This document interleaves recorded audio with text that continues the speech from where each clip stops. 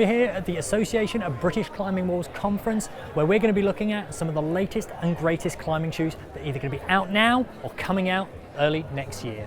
Here we have the Unparallel Float, which is coming out in spring 2025. Now the Float has a good amount of support across the forefoot, courtesy of its midsole. Now this is good from an edging perspective because it's actually able to give your foot that support when you're on those tiniest of edges, but it also features a split sole, which makes it nice and soft and sensitive. Now on the note of soft and sensitive, this features Unparallel's RS rubber, and that's their softer and stickier compound. So this is going to be perfect, well, for kind of anything that involves grip, and that's a lot of different styles of climbing. In terms of usage, these would be ideal for bouldering and sport climbing outdoors. For indoors, they're definitely a little firmer than some, but they're still totally suitable, and they'd be great for that sort of board style climbing. When it comes to fit, they're a fairly neutral width and a slightly higher volume. And the reason for this is because they are designed to have your toes knuckled up against the edge. They shouldn't be extremely uncomfortable, but they should be fitted and engaged. We're hoping to get a pair and review them as soon as they come out next year. The Instinct is the best-selling collection in Scarpa's UK range, and this year Scarpa are bringing out the Instinct VSR LV, so that's the low-volume alternative to the extremely popular blue VSR. Now something we've been saying for many years now is that both men and women can have low-volume feet, but you often see women's shoes being branded as low volume and men's as high volume. These are available throughout the size range, so irrespective of whether you're a 34.5 European size or a 48, you can buy these. Interestingly, the volume in the VSR LV is the same as the VSR around the forefoot and the front of the shoe. A lot of the volume has been reduced from further back, particularly around the heel. And the other thing that's different is the tensioning.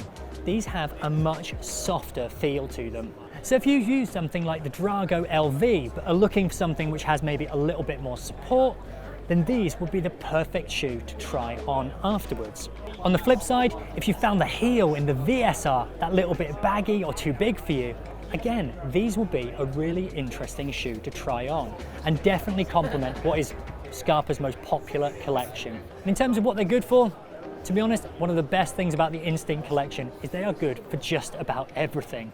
I've used them for bouldering both indoors and out, sport climbing, trad climbing, and they have been exceptional. They're a really good blend between that performance side of things and comfort, and also balance that support with sensitivity better than almost any other shoe I can think of. They're coming out in November, and we'll hopefully get a review on site on YouTube as soon as possible. Here we have the Ocun Diamond, and this is very much their performance-oriented bouldering shoe, and it will be out in March 2025. Now perhaps the most remarkable thing about this shoe is something you can't actually see, and that is that on the inside it has a very definite preformed shape to it, and this is all in aim to get your big toe knuckled up against the end, but it also has a lovely comfortable feel to it as a result of the sock knit liner. So these are very much designed with knuckling in mind. You want your big toe directly over that central point so that you get as much power through as possible. The Diamond features Ocun's stickiest rubber compound and is slightly narrower in terms of the width across the front of the shoe. The volume all around is a little bit lower. And in terms of what they're used for, these are definitely a performance-oriented shoe, designed for bouldering both indoors and out, and sport climbing as well. They've definitely got enough support throughout that forefoot to be good, in fact great, on edges, and we'll review them to tell you how they perform in reality as soon as we can get our hands on a pair. This is, apparently, the most anticipated climbing shoe ever. It is the Ondra Comp, following on from the Paris 2024 Olympics. Now the Ondra Comp is designed to be the ultimate competition climbing shoe, and it has a heck of a lot of technology packed within it. Now the first thing you notice with the Ondra Comp is that there is rubber absolutely everywhere, and it is soft, sensitive and seriously sticky, featuring Vibram XS Grip 2 on the sole. But the rubber isn't just rubber. Underneath that rubber is what La Sportiva have branded Sense Grip technology.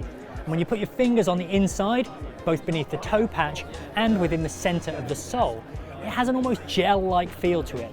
It's quite soft, and the idea is that one, it makes toe hooking more comfortable when you're using it at the top, and two, it sort of molds and forms around the toe hook as well. And the idea is it gives you more purchase in the process. Now this is undoubtedly a soft shoe, but La Sportiva have done something really clever with the way in which the flex point is located, moving it further forwards. Now the idea is that that gives you loads of support when you're on edges, but when you're on smears, it flexes exactly where you need to. So you get the best of both worlds. And when it comes to those edges, they've featured a horseshoe midsole, which again provides that little bit more support on those small holes. When it comes to fit, they're at the narrower end of the spectrum. And when it comes to volume, they're around about somewhere in the middle. These are definitely designed with your toes being snug up against the end in mind, but they don't have to be crippling. The Red Chili Voltage X is a development of the Red Chili Voltage. In short, it's softer and it's a little more performance oriented. In longer, it has a lot more rubber around the toe. So if you're toe hooking, that is exactly what you want. And that rubber as well is super sticky, but also quite soft as well. So it's not going to interfere with that main knuckle on your toes and be extremely uncomfortable. The other difference is within the closure system. Whereas the Voltage had two straps, this has a sort of ratchet zigzag thing, which brings the tension evenly throughout the front to the back of the shoe.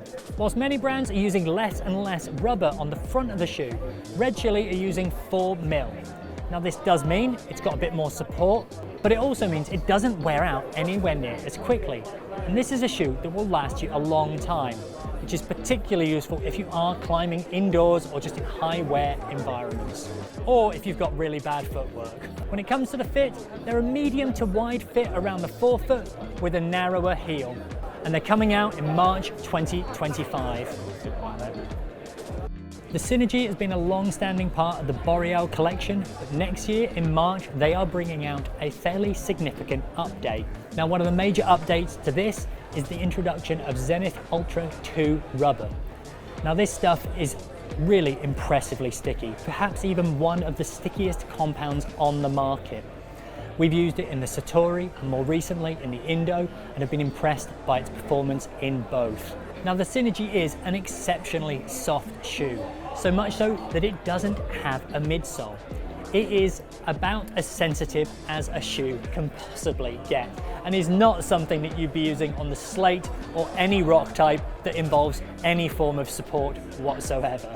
This is very much at home indoors, particularly within that comp climbing environment.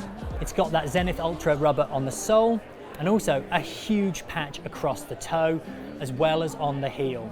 Now when it comes to volume, it is at the narrower end of the spectrum, both around the forefoot and the heel, which is significantly narrower than its predecessor.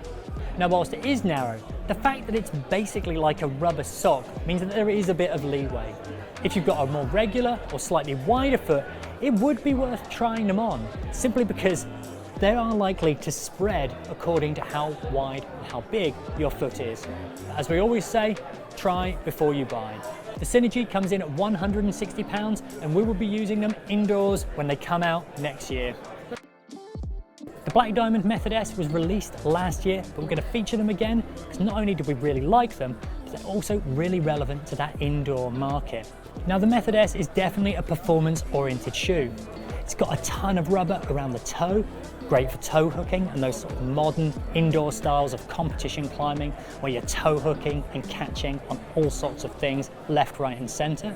It also features Black Diamond's Black Label rubber compound, which is super sticky. Stickier still than the likes of Vibram XS Grip 2, which is pretty sticky. It's also a supremely comfortable shoe, which is another reason we liked it, because it was something that we felt we could wear from the beginning to the end of a session. On the foot, it feels more like a rubber sock and certainly more like a slipper, but it's got the benefit of that single power strap to crank it up and tighten it. The other thing we liked is the really, really nice sock knit liner. That had a really nice feel when on your foot and is really comfortable next to skin. Now when it comes to fit, they are a slightly narrower shoe, but, and this is a big but, I've got a wider foot and they fit me perfectly. And I think this indicates that within such a soft shoe like this, there is actually a wide range of scope for them to splay out if your foot is a bit wider, or sink in if your foot is a bit narrower. They're much more versatile than just being a narrow fit shoe. When it comes to volume, there are two models available, the men's that we have here and the women's. And these effectively are a higher and lower volume model. Now when it comes to what they're suitable for, we primarily use these for bouldering indoors, where they were great. Because they're so soft and sensitive, you can feel absolutely everything throughout them. And the fact as well that they're comfortable just means they're a joy to climb in. However, outdoors they're just as suitable and are surprisingly good on edging for a soft shoe, courtesy of its horseshoe midsole. Here we have the Tenaya Arai ST, which is out now. Now this shoe is a kind of shoe for everybody. It's the kind of shoe that 99.9% of climbers out there would benefit from, partly because it's really comfortable, but also because it's just at that balanced level of technicality. When it comes to fit, it's got that same toe profile as the Oasi, one of Tenaya's absolute classics. And width-wise, it sits at a fairly neutral point with a relatively low volume. This is a shoe that your toes should be slightly crimped at the end, but not completely knuckled at. Now when it comes to what you could do in this, you could do pretty much anything. You could climb indoors, you could boulder outdoors, sport climb, or trad climb. Now it's not necessarily your outright performance machine, but neither is it a complete beginner's shoe. This is something that you could definitely buy and develop with as you climb up through the grades. Perhaps one of the key features to it though is the fact that it uses a recycled rubber compound. Now this is still nice and sticky, but it's made from a more sustainable set of materials.